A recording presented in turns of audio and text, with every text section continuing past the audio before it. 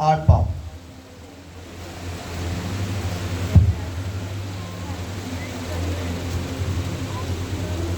اور اس کی 19 آیت. رومیو 8 باب اور اس کی 19 آیت.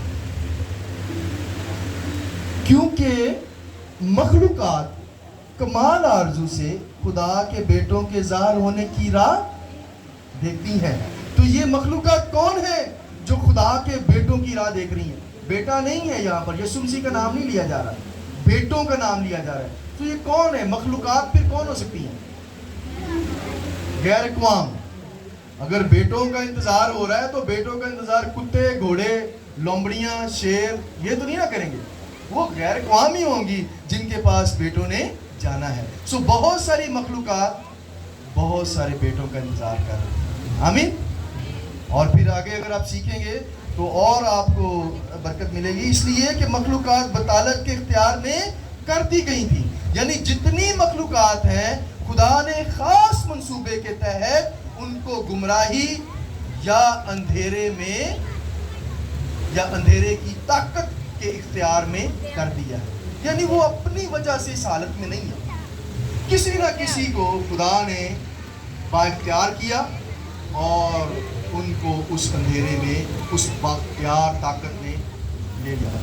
اور آج اسی با اختیار طاقت کو اس کی تابعداری کرتے ہوئے، اس کی کتاب کو پڑھتے ہوئے، اس کے علم کو پڑھتے ہوئے، اس کی وحیوں کو پڑھتے ہوئے وہ خاص اندھیرے میں قائم ہے. ہاں ٹھیک ہے.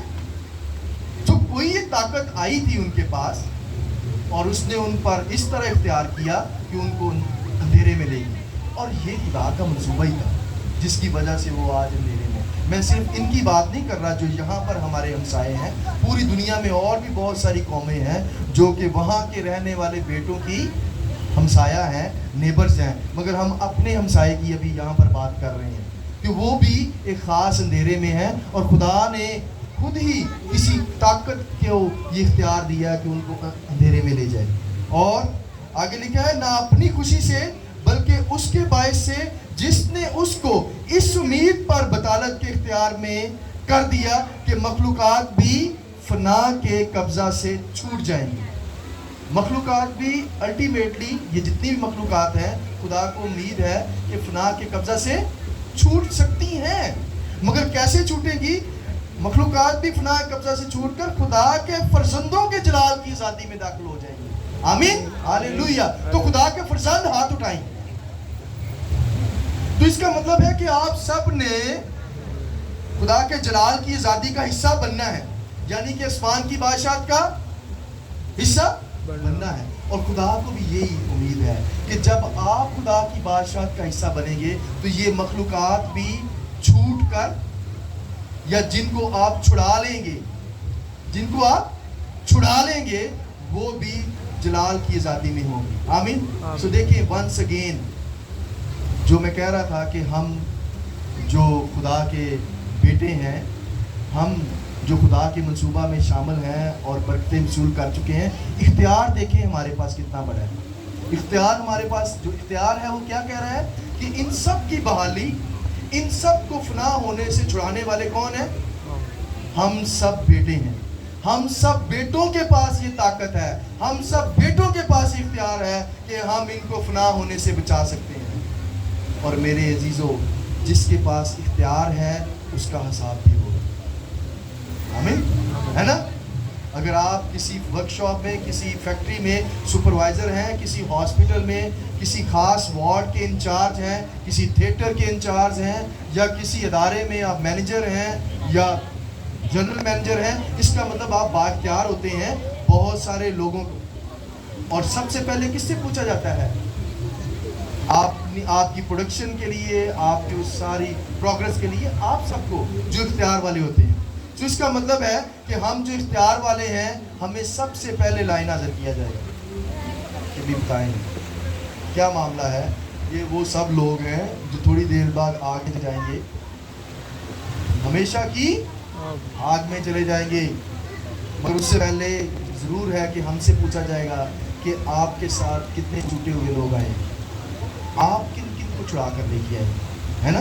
خدا کو تو پتہ ہی ہے کہ کہ ان میں سے کن کے اعمال ہیں اور کن پر اس نے فضل کرنا ہے, کن پر نہیں کرنا ہے. ممکن ہے کہ وہ بتیروں پر فضل کر دے, مگر ایک بار میرے اور آپ سے ضرور پوچھا جائے گا کہ آپ تو صاحب اختیار تھے, آپ کے پاس تو اختیار تھا, آپ نے کتنوں کو چھڑانے کے لیے صرف کوشش ہی کی ہے, صرف کوشش ہی کی ہے. ایک بار جا کے صرف میری آواز یعنی میری خوشخبری سنائی ہے ان کو. اور اگر ہمارے منہ بند ہوں گے, ہونٹوں کو تالا لگا ہوگا, تو پھر یہ ضرور ہے کہ ہم اسی لائن میں جہاں پر ہم اول کھڑے ہیں ہم آخر بھی ہو سکتے ہے نا. ہمارا خدا انصاف کرنے والا ہے نا. ہمارا خدا وہ ڈنڈی مارنے والا خدا نہیں ہے. سو ہمارا اگر خدا انصاف کرنے والا خدا ہے تو وہ اپنے انصاف کو پھر ہمارے درمیان میں بھی پورا کرے گا. سو آمین. سو پلیز میرے عزیزو, آج کے اس پاک کلام کے وسیلہ سے جو میں آپ کو بات سکھانا چاہتا ہوں یا آپ کے ساتھ سیکھنا چاہتا ہوں وہ یہی ہے کہ خدا نے ہمیں برکات دی ہیں اور دوسری قوموں کی برکات ہمارے وسیلہ سے ہی ہیں. یہی ہمارے پاس اختیار ہے اس زمین پر, اس انٹرم پیریڈ میں, خاص طور پر جب یسوع مسیح پر چلے گئے اور پھر انہوں نے آنا ہے. اس وقت تک خدا کی بادشاہ کی جو تیاری کروانی ہے اس کے ٹیچر کون ہیں؟ ہم سب ہیں. اس کے با اختیار خدا کے فرزند کون ہیں؟ ہم سب ہیں. پلیز اس انٹرم پیریڈ میں ہم اپنی اپنی جو دوڑ ہے, لائک پیدا ہونے سے لے کر مرنے تک, چلو کچھ تو پیدا ہونے سے لڑکپن تک گزار لیں, کچھ بڑھاپے کے گزار لیں, مگر یہ بیچ میں جو جوانی سے لے کر جب 1.5 عمر تک آپ قائم ہیں, آپ کا دماغ اچھا ہے, آپ میں توانائی ہے, اس وقت کو پلیز خدا کی بادشاہ کی تیاری کے لیے استعمال کریں. صرف اپنی ضروریات پر فوکس نہ کریں. ہماری اپنی ضروریات ہمیں ہمیشہ خدا سے دور لے کے جاتی ہے نا. اور جب دیکھتے ہیں اماں ہوا اور باپ آدم, تو ان کی بھی ایک اپنی ضرورت ہی نے ان کو خدا سے دور, ان کو کیا تھا کہ آپ کی آنکھیں کھل جائیں گی, آپ کو وہ بھی پتہ چل جائے گا جو ابھی تک آپ کو نہیں پتا. تو انہوں نے سمجھا واہ یہ تو بہت بڑی بات ہوتی ہے. انہوں نے اپنی ضرورت کو یا اپنے آپ کو اپڈیٹ کرنے کے لیے وہ کوشش تو کر لی, مگر پھر کیا ہوا کہ وہ ٹھنڈے وقت جو باتیں ہوتی تھی وہ بند ہو گئی ہے نا.